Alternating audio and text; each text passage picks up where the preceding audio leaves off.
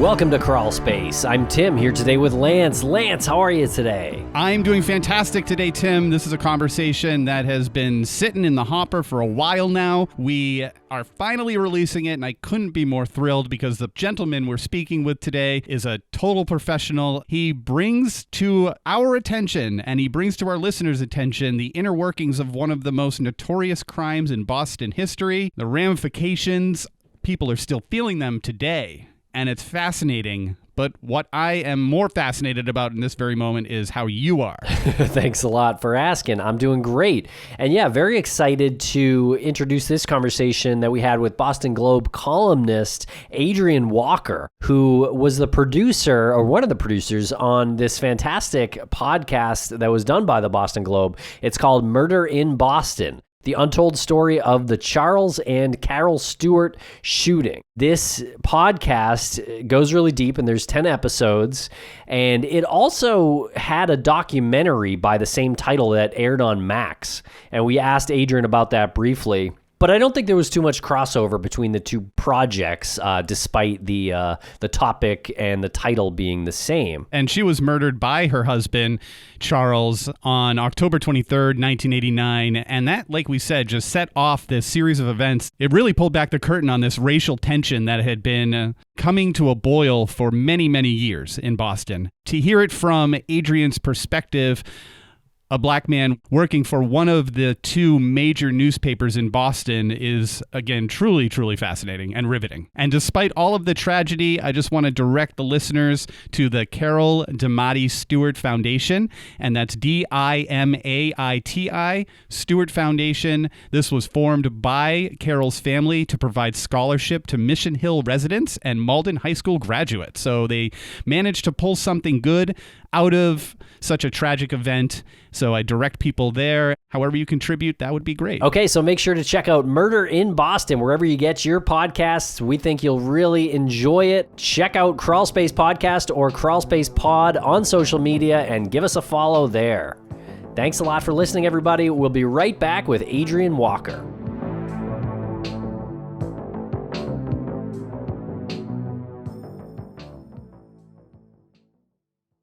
And a thank you to our sponsors. Back to the program. Welcome to the podcast, Adrain Walker. Adrian, how are you today? I'm great, thanks. How are you? We're doing fantastic. I'm going to go ahead and say an honor having you on, because you're like a staple in the Boston journalism community, and you've tackled, I think it's probably the most infamous crime and the ripple effects that happened subsequent of the crime. But for those who don't know you, for those who are quite possibly outside of the area of Boston, can you give us a little bit of background on you and your history in the city and your profession? Yeah, so I'm a columnist at the Boston Globe, and I have been at the Globe since 1989. I've been a reporter, I've been an editor, and I've been writing a Metro column twice a week for the last 25 years. And this is my first podcast. And I don't believe that this is your first podcast because it's so good. Well, believe me, it is. But I had a lot of help. We had a terrific team. Yeah, I want to ask about that team, but how did you end up hosting Murder in Boston? Well, we decided to take a look at this in early 2021. We had our investigative team was already doing stories about police misconduct. They decided there was a long history of it in Boston that kind of goes back to the Stuart case. And the Stuart case was something I had covered in 1989 and had continued to write about periodically. That's sort of the origin story of this piece, and that's also how I became the host. I was just sort of the person who had been around for the full sweep of it. I mean, this is a famous case, but from your point of view, can you give the listeners the breakdown of what happened and what this is that we're talking about? So I think this is the first line of the podcast. It began on the night of October 23rd, 1989. Charles and Carol Stuart were a couple from Reading in suburban Boston, expecting their first child. They had been at a birthing class at Brigham and Women's Hospital. Shortly after leaving the class, a black man jumped into their car. They were a white suburban couple. They claimed that a black man jumped into their car, shot them both. Carol dies, Chuck survives, and it sets off a manhunt for the alleged black gunman. The story falls apart 2.5 months later. I'm not sure how much you want me to give away. No, that's good. So how is what you remember of the Stuart case when it happened different from how you recall it now? Well, I mean, there's just so much that wasn't fully aware of at the time, including how the suspects became the suspects, how they came to be implicated. I wasn't aware of the whole scope of Chuck's plan to murder his wife. I wasn't aware of how many people knew about it by the time he went off the Tobin Bridge in January of 1990. So there was a lot that I didn't know, which surprised me because I thought I knew the story, sideways. And this crime took place in an area of Boston called Mission Hill, correct? Yes. Can you describe that area? Because the podcast, does a really great job, and I loved it. It does a really great job portraying Mission Hill as an essential character in the entire story. Well, exactly. Can you describe that area? Mission Hill is this racially mixed neighborhood. It is home to two large housing projects, which is important to the story because that's where a lot of the bad stuff went down. It was a neighborhood that, this is the late 80s. Crack had come to Mission Hill. There was a fair amount of crime in Mission Hill, but it was not typically a place where horrible, horrible things happened. It is right nearby Brigham and Women's Hospital, which has the largest maternity ward in the city. It's close to the Museum of Fine Arts. It's close to a lot of fancy stuff. Huntington Avenue is sort of a dividing line between the fancy part of Boston, and you cross over and you're in working class Mission Hill. Can you tell us a bit about the case? What is the timeline, and how did you cover it back in the day when this happened as well? Well, the timeline is that the crime happens in late October, October 23rd. Chuck Stuart is in an ambulance and identifies the assailant as a skinny black man in a tracksuit. It sets off a manhunt, primarily centered in the Mission Main housing project for said assailant. There is one suspect that there is no evidence against, who's never charged. Later, there is another suspect police seem to be more sure of, but as time goes on, he's never charged either. In very early January of 1990, January 3rd, Stuart's brother Matthew goes to police and says, Chuck did it. And the next morning, around 6:30, Chuck jumps off the Tobin Bridge. And, as to my role, it was the kind of story where everybody in the newsroom was involved in it right from the beginning. I don't know what I did exactly in the early days, but, everybody was involved in covering things that were going on in Mission Hill. I remember going to a bunch of community meetings and things like that. In the wake of him going off the bridge, my assignment was to, one of the big things was finding the murder weapon, which had been tossed into a river in Revere, right where Lynn and Revere meet. And I remember spending several very chilly days in January of 1990 waiting for someone to find the gun. It took 5 days. But the other thing about this story is that it was such a cataclysmic event that it was one of those stories that really, really stayed with me. So I would find excuses to revisit it. I wrote about it when Matthew Stuart died. I wrote about it when Ted Kennedy died because Ted Kennedy had developed this big attachment to Mission Hill. His funeral was actually at Mission Church, right in the epicenter of the neighborhood. Events like that, I would always find a way to sort of keep the memory of the story alive. You mentioned that Chuck had thrown himself off the Tobin Bridge, died. That image is burned, I think, in the consciousness of a lot of people who were around the area and saw that in the paper where the police were, I think it was the police, they were pulling the body out of the water and you could see his legs and the tennis shoes that he was wearing. And Yes. That was a really powerful image and turned everything around. I think everybody who had been following this murder of this Camelot couple, the way I think the Herald had dubbed them the Camelot couple, and then all the truth started to come out. What was your reaction to that? Well, it was an unforgettable morning, and you got to remember how different things were, okay? Because now everybody would text everybody, and everybody would know right when it happened. And we didn't have any of that in January of 1990. So we walk into the newsroom that morning to the news that Chuck Stuart has just gone off the Tobin Bridge. And we didn't know his brother had gone to the police the night before or anything like that, right? So it was just like, you got to be kidding me. And I remember the city editor gathering us all up in the middle of the newsroom while we're in the process of deciding who's going to go where and who's going to do what. He goes, is this guilt or is this grief? And I'm like, I'm pretty sure it's guilt, but everybody was just sort of stunned by it. And it's a day everybody remembers. Interviewed tons of people. We interviewed 200 people for this. And you ask anybody, where were you when you found out Chuck Stuart jumped off the bridge? And I didn't talk to one person who couldn't answer that question. Everybody remembers how they found out. I was 8 years old, and I literally remember walking out of my bedroom and talking to my mom, who was looking at the paper and saw that picture. And we also lived in Medford, right near Tufts University. There was a field that I think the view is blocked now, but back then there was a clear view to the Tobin Bridge. And I spent a lot of time just playing ball or whatever in that area. So it was really shocking to me. It was like, that bridge right there? Also, the photos from the night of the murder were also sort of splashed on the cover. I think, was that also the Herald, though? That was on the cover of the Herald? That was the Herald, yes. Okay. Can you tell us about the differences between how the Globe would do things versus the way the Herald would do things, especially back then? Yeah, let me talk a little bit about that picture, because it's another piece of the story that everybody remembers. Evan Richmond was the Herald photographer who was at the scene. He was a guy who just traveled around doing breaking news for the Herald, and he was at crime scenes every night. He found himself at that one. It's this really graphic picture. Carol Stuart's there, sort of slumped over the dashboard. She's clearly in very bad shape. So is he. And it was just like this super graphic picture. Yeah, and it just became this really indelible first image, and it really helped to ramp up the kind of anxiety about this crime. This crime tapped into so many things, right? White suburban fears of, the urban city, and, the crack epidemic, and oh my God, Boston's out of control, and, all of this kind of stuff. Add to that the fact that they were this young couple expecting a child, and all of this stuff, seized at everybody's heartstrings. But that picture was really the start of it. It really did do something to light that fire, like you said, suburban fear, and it brought to light all of those racial tensions that just weren't coming up at the time. It was all there. I feel like it was all sort of fermenting there, but when they started to do the stop and frisk, all of the kicking in of the doors and evidence that is so like circumstantial in these neighborhoods, I think it really brought all of this to this boiling point. Can you take us back a little bit historically, especially the busing that happened in Boston? I thought that your show beautifully described that, because not a lot of people really know the severity of that and what happened and how that contributes to this conversation. Sure. There's a context to all of this. Busing began in Boston in the fall of 1974. Federal Judge W. Arthur Garrity heroically, in my view, ordered the schools desegregated.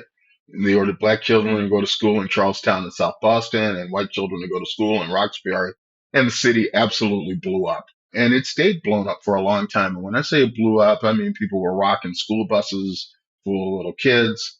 There was a lot of racial violence. Neighborhoods like Charlestown and South Boston became places Black residents literally could not walk through. There was this huge spike in racial violence that did not end for a really long time.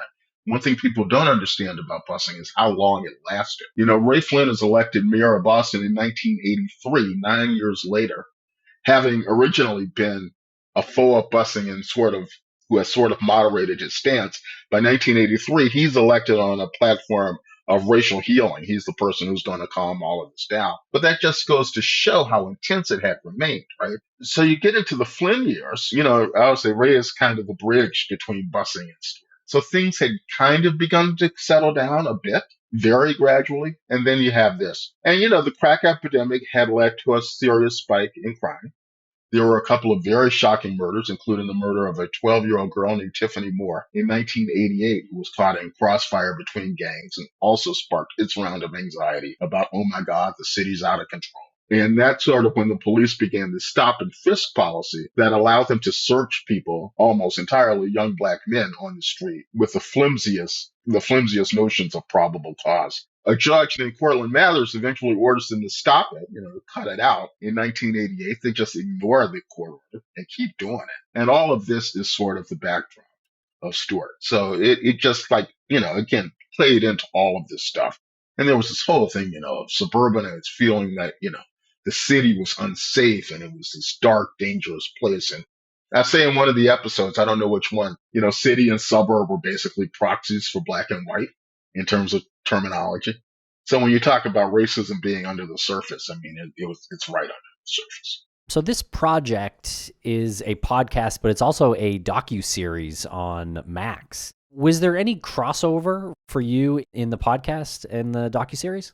Yeah, there is. So we get started we decided to do this project. We discovered that HBO is also getting ready to launch a project looking at the Stuart case. We all ended up deciding to join forces. So I'm in the documentary. We shared interviews. We shared our interview tape, things like that. Ultimately, they made their editorial decisions and we made ours.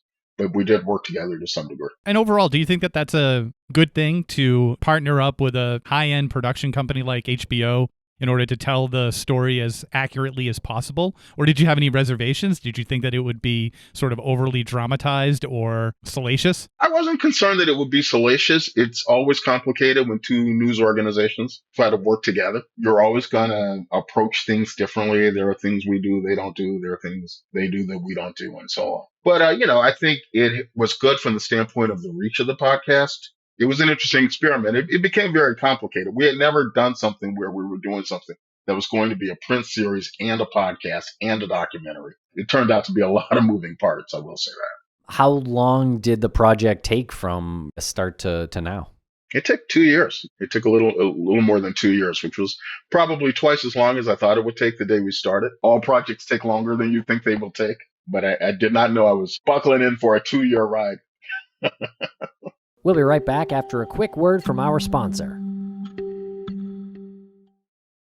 And a thank you to our sponsors. Back to the program. Tell us about how the police came up with the suspects. You mentioned that there was a couple of suspects, and of course this is before Matthew spoke to the police about what his brother Charles did and before Charles jumped. Yeah, how did the police come to those suspects? And was there a chance they could have gotten wrongfully convicted if the events after that didn't go the way that they did? Absolutely. So the first suspect was a guy named Alan Swanson, who was a guy in the projects who just sort of fit this very general description that hundreds of people fit of a black guy with a tracksuit. Everybody had an Adidas tracksuit back then, including probably me. The case against Swanson, there was no case. There was no evidence. The second suspect was a guy named Willie Bennett, who had been sort of implicated kind of by a group of teenagers.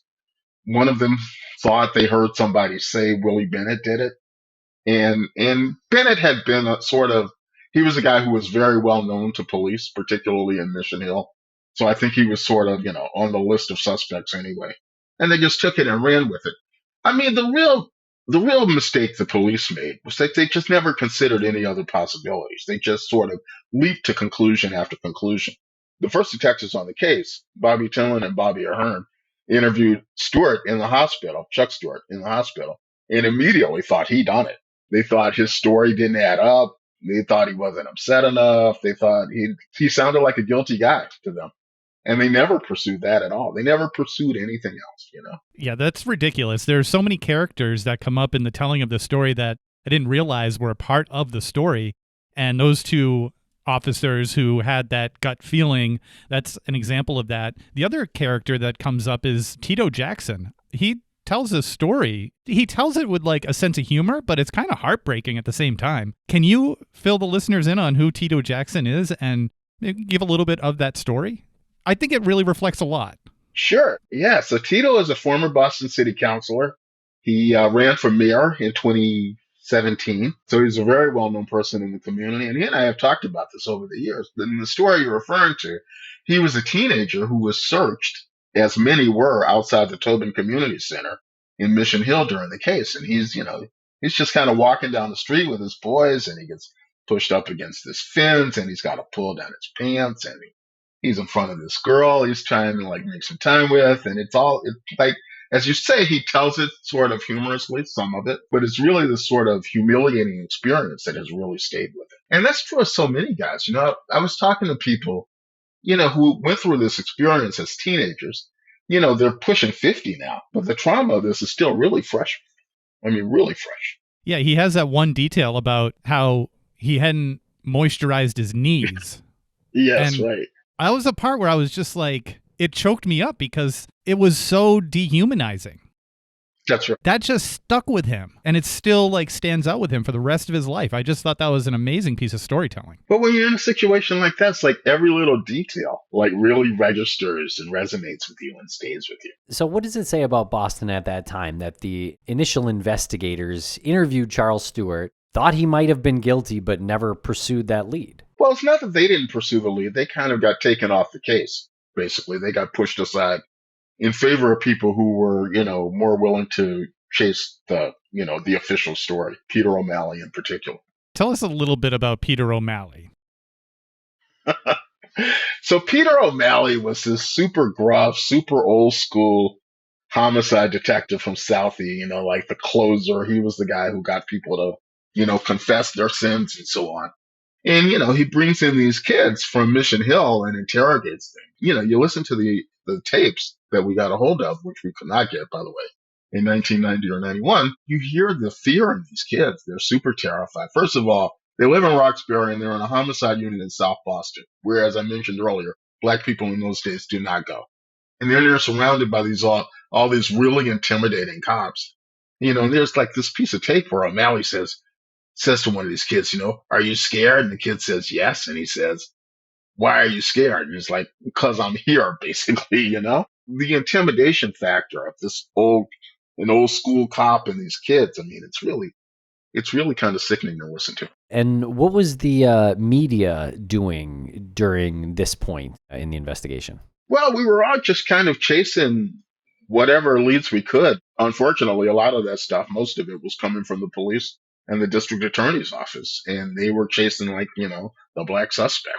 I mean, I remember at one point there was like this caravan. They go to Mission Hill to, I think, execute some search warrants, and they put a bunch of media in a van to go with them, I think our big sin, again, was not having enough skepticism, being too quick ourselves to sort of buy into what we were hearing from our traditional sources. Yeah, that's incredible to hear, because you had mentioned before that this was back in the late 80s, early 90s, 89, 90. There wasn't any social media. There weren't any cell phones where you could text your colleagues and get something out there quick. How many sources in a case like this, in this murder case, how many sources would you have to vet before you would go to print on a certain story? I mean, you would want at least, it depends on the story. I mean, it's kind of unanswerable in a way, but you would want at least a couple, especially on a big story. If you're going to name somebody as a suspect in a murder or something, you would want at least 2 or 3 people telling you and really clearly explaining how they know and what makes this person such a suspect. But, having said that, I was covering a lot of crime at the time, not necessarily crime of this magnitude.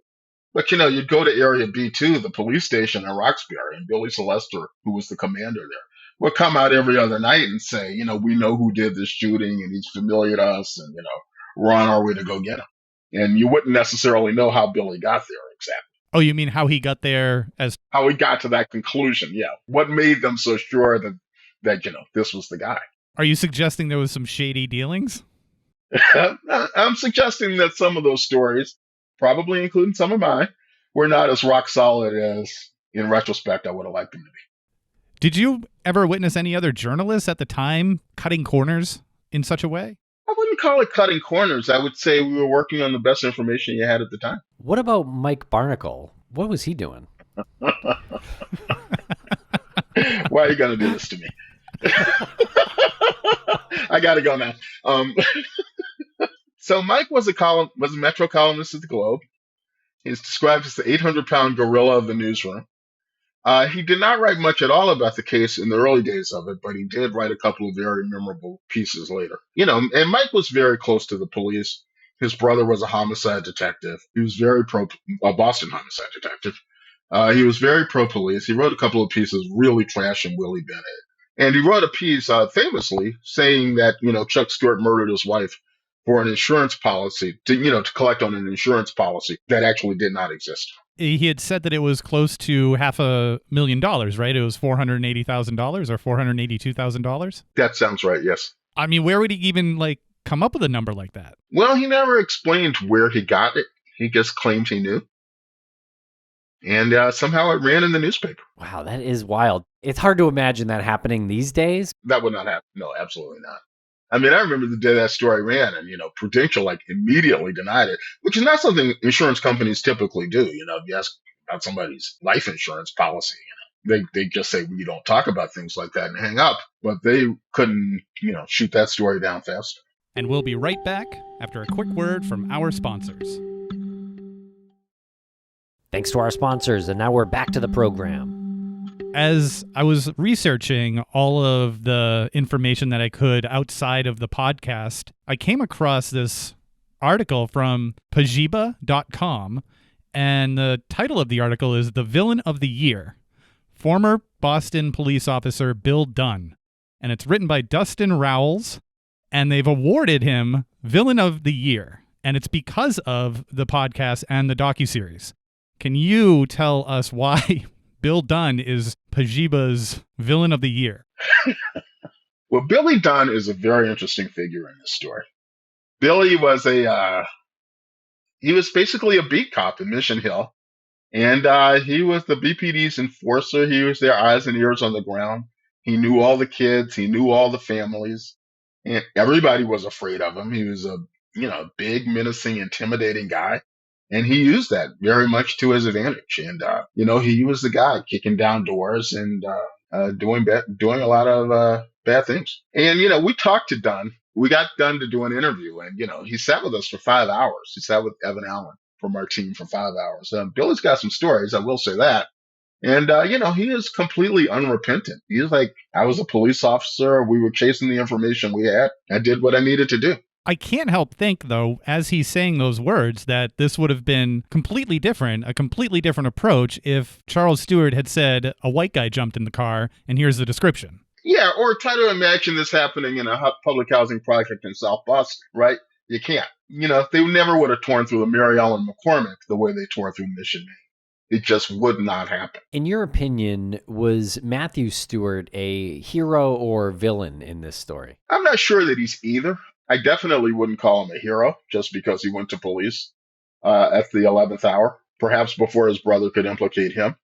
He's definitely a villain in the sense that he helped to dispose of the murder weapon and, was the first person who knew what happened and sat on it forever in the most generous interpretation of his actions. Of the 33 people who knew Stewart had done it by the time he went off the Tobin Bridge, which is itself a mind-blowing fact, Matthew was person number one. And he had many opportunities to do the right thing and passed on, almost all of them. So I certainly wouldn't call him a hero. Was it 33 people knew about this? At least 33, yes. You mentioned in the podcast you guys counted. How did you get to that number? Nobody realized the number was that high. But, Matthew knew, and he told somebody who told somebody, and then they all told their girlfriends.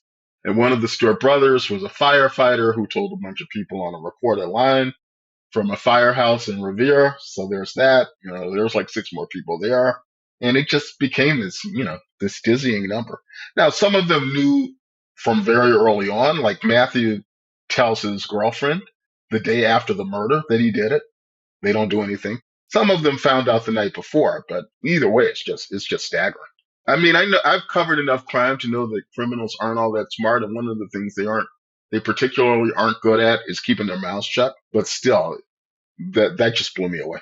Charles Stuart had left a suicide note, which, in my opinion, suggests that he was more of a psychopath than I had originally thought. That this was a suicide note that basically was designed to garner pity from the public. Can you talk about that a little bit?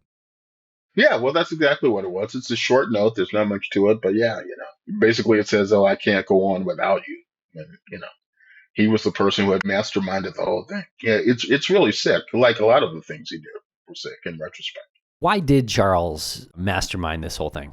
He wanted to get out of his marriage. His wife was more successful than he was, which apparently was something that really bothered him. He was chasing other women, and I think he wanted to be free to do that. And, I think he just wanted a different life. I mean, it's always hard to understand why people do these things.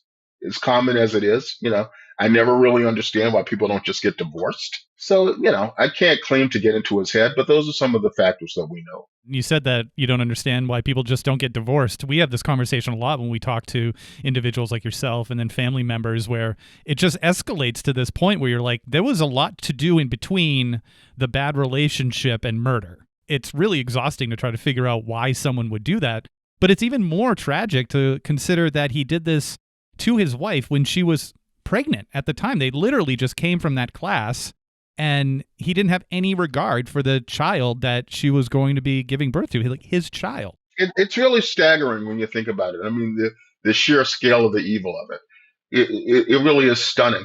And, the other thing that's interesting about it is that, nobody seems to have realized their relationship was that bad, possibly including her. I mean, you don't talk to anybody who says, when I was around them, I always thought they were headed to a really bad place. You don't get that from anybody.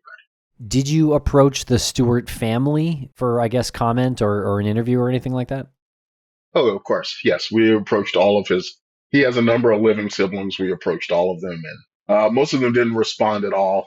Some were polite enough to formally decline. Did they give any specific reason? No, no. But I mean, I think they understand that there's no version of the story in which they come off well. Their brother murdered their sister-in-law and her child. They all knew.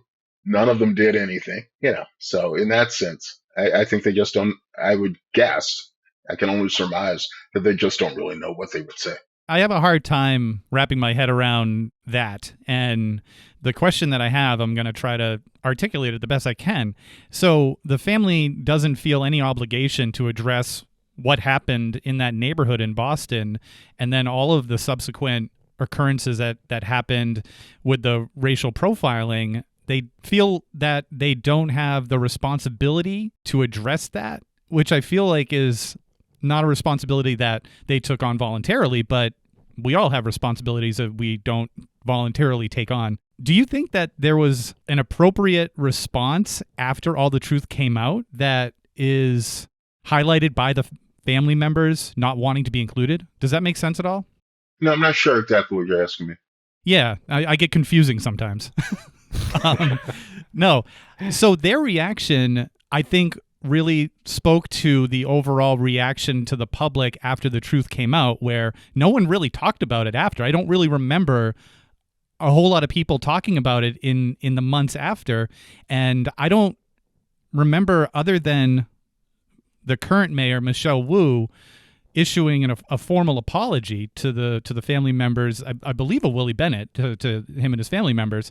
Was there anything that was done after that I just don't remember? Hearing that about the family just reminded me about that. Yeah, no, there was very little that was done. I mean, Flynn did sort of apologize. I shouldn't say so. Flynn went to the Bennett family home and paid a brief visit and apologized for what happened. An apology they consider wholly insufficient. They claim he didn't even sit down and was there for less than 5 minutes. None of the other mayors has ever talked about it at all. And none of the Stewarts have ever said anything about what you're talking about in terms of any responsibility for what happened in Mission Hill or anything like that. Even in the grand jury, they said as little as humanly possible. They just, asserted their Fifth Amendment privileges and so on over and over again. And what about Carol's family? Did you speak with them, or are you aware of what their journey was like during these months? The DeMatis declined to talk to us, but I will say that their response was really heroic. I mean, the DeMatis were the ones who set up a foundation to offer scholarships to kids in Mission Hill, and in the wake of everything that happened, as a way of, sort of repairing the rift. They did more than anybody, and they are the true victims of this. And I can't say enough about how much I admire their response to it. Yeah, that's awesome. I'm glad that we brought that up, because they did that thing that we always look for when we tell these stories, and that's taking this tragedy and trying to turn it into something better. And they took that responsibility and really championed it. I think they wanted their daughter to be remembered for something other than a neighborhood being turned upside down. And when you talk to people in Mission Hill, they can't say enough good things about the DeMatis. So you have this couple. Charles Stuart shoots his wife, shoots himself. All of this profiling happens. The neighborhood is turned inside out. People's lives are affected for, the rest of their lives. A child dies. Is there any lesson that can be learned in telling this story? One of the things I had written in a column years before we started doing this, and one of the anniversary columns I did, was that I don't think there's ever been any consensus about the lessons of the Stuart case. And I think I would probably still say that. The lesson for us in the media was to be more skeptical, certainly, and to slow down. But did anything good come out of it? I think it was very destructive for police community relations in the short term, but I think it forced some reforms in the BPD eventually that really were good. It kind of opened the door to more community policing and to kind of getting closer to communities. And I think that by the late 90s, when you see crime begin to really drop in Boston, I think that's partly the effect of this. I think it forced the BPD. Well, first of all, It pushed out Mickey Roach as police commissioner. That in itself was a good thing. And I think it forced some reforms, and I don't want to go overboard about it, but I think it forced some reforms that were healthy. And what's next for you? Are you doing any more podcasts or any other long form series? At some point, probably, but I don't know yet. There's no plan yet. Right now, I've gone back to my twice weekly column, which I am very happy to be back doing. And beyond that, we'll just have to see. And if folks out there want to follow you or check out anything new that you're working on, where do you typically direct them? I'm in the Boston Globe on Wednesdays and Saturdays. Always on the website, bostonglobe.com. So I could call the Globe on Wednesdays and Saturdays and ask for you? No, but I mean, you can look for my column on Wednesdays and Saturdays. Okay. So, yeah. You can call the Globe and ask for me. Maybe I'll be there. Will someone read your article to anyone who calls if they call the Globe? I'm there, you know. You can call my desk. Well, thank you very much for spending some time with us here today. We really appreciate it. And it's a fantastic podcast, A Murder in Boston. We hope all of our listeners check it out. Thank you so much for having me.